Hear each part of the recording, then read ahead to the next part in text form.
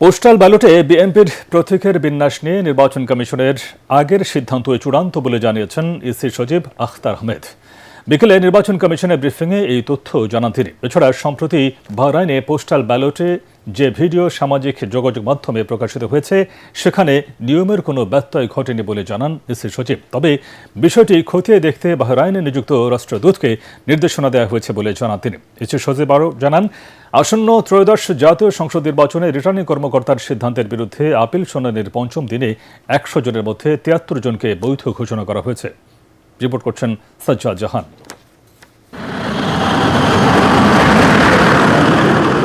রাজধানীর আগারগাঁয়ে নির্বাচন ভবনের অডিটোরিয়ামে আপিল শুনানির পঞ্চম দিনে ২৮১ থেকে ৩৮০ পর্যন্ত ১০০টি আপিলে শুনানি চলে।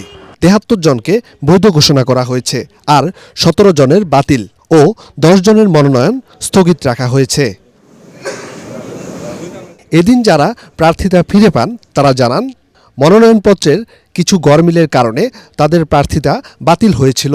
তবে নির্বাচনের লেভেল প্লেয়িং ফিল্ড নিশ্চিত করার পাশাপাশি মব সংস্কৃতি প্রতিরোধ করার দাবি জানান তারা।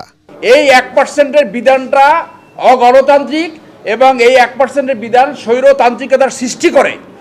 কোনো গণতান্ত্রিক দেশে এই ১% বিধান থাকতে পারে না।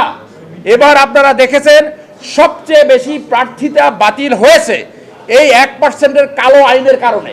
আমরা মনে করি যে আগামী সংসদ নির্বাচনে একটি অবাধ, সুষ্ঠু এবং নিরপেক্ষ নির্বাচনের জন্য লেভেল প্লেইং ফিল্ড থাকা খুবই দরকার। নাহলে গণতান্ত্রিক যে যাত্রা শুরু হয়েছে, যে ট্রেনের যাত্রা করেছে, সেই ট্রেন লাইনচ্যুত হওয়ার সম্ভাবনা থাকবে। আমাদের যে প্রার্থীর পক্ষে আমরা দেখেছিলাম তিনি যুক্তরাজ্যের দ্বৈত নাগরিক ছিলেন। মনোনয়নপত্র জমাদানের পূর্বেই তিনি তার নাগরিকত্ব ত্যাগ করেছেন এবং সেটা আজকে আমরা এই কমিশনের সামনে যখন উপস্থাপন করেছি, কমিশন আমাদের বক্তব্য শুনেছেন।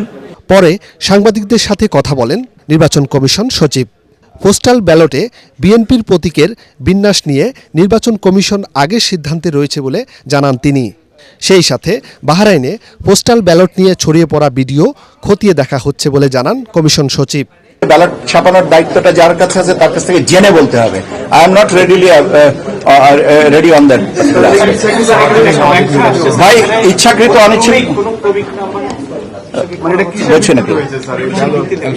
আমার যতটুকু জানা আছে সেটা হচ্ছে যে আমাদের যে গেজেটটা পাবলিশ করা হয়েছে, সেই গেজেটের ধারাবাহিকতা যেভাবে আছে সেই অর্ডারেই করা হয়েছে।